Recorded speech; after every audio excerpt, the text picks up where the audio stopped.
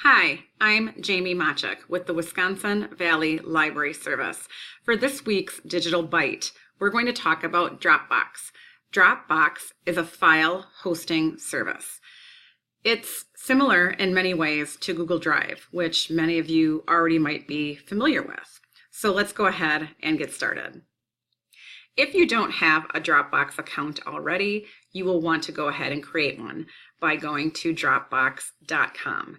And when you go to the site and download it, it walks you through it and it's very, very easy to install. Now, you can have up to 2 gigs or gigabytes of storage with a Dropbox free account. If you want more than that, then you have to upgrade to a professional account. This is my Dropbox account.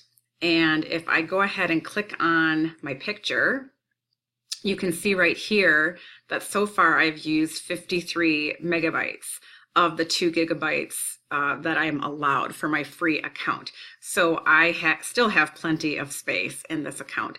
I have found that 2 gigabytes is usually plenty. So what's great about Dropbox is that I can upload files over here. I can also create a folder. I'm going to go ahead and create a new shared folder. So I'm going to click on that and click Next. So let's say I want to create a folder with some people that I work with. I'm going to go ahead and type, first of all, give the folder a name. So we're going to call it Work Folder, just for the sake of the video. And let's say I want to share it with Ann, Hamlin, and Rachel. I'm going to go ahead and type their names, and because I embedded my contacts already in it, their names just come up. So there's Rachel and there's Ann. And then I can decide what I want them to do.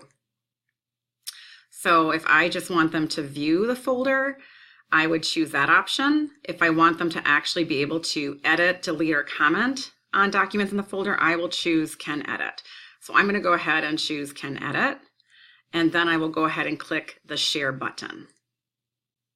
After I clicked Share, it took me right to this folder. You can see now here that Ann and Rachel now have access to this file, and they will get an email sent to them that they have been invited to be part of this work folder. Now I can start uploading files, so let's go ahead and do that. I'm going to click Upload Files. It's going to take me to my desktop. Let's just find something that we can upload. How about the library Word doc? And now there it is.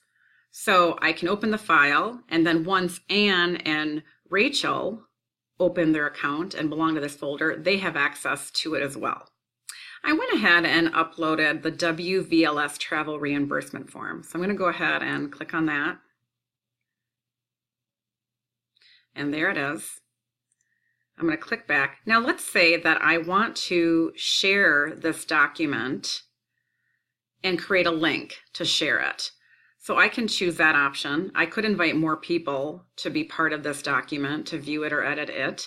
Let's just say I want to create a link. So I'm going to click Create a Link, and it's creating a link for me. And now I have a link to this file. So I can copy it and then simply paste it in an email if I want people to have access to this document. If I start using up too much storage, if I'm running out of that 2 gig of free storage, I can delete files at any time by just doing a click on the ... Here I can move it, I can copy it, I could rename it, and I'm going to click Delete. And it's asking me if I'm sure, if I want to delete it. I'm going to hit Delete. And now it's no longer there. Here's an example of when I find Dropbox really helpful. I am coordinating the Wild Wisconsin Winter Web Conference, and we have 14 different presentations. And we need the slides and the handouts of all 14 of those presentations.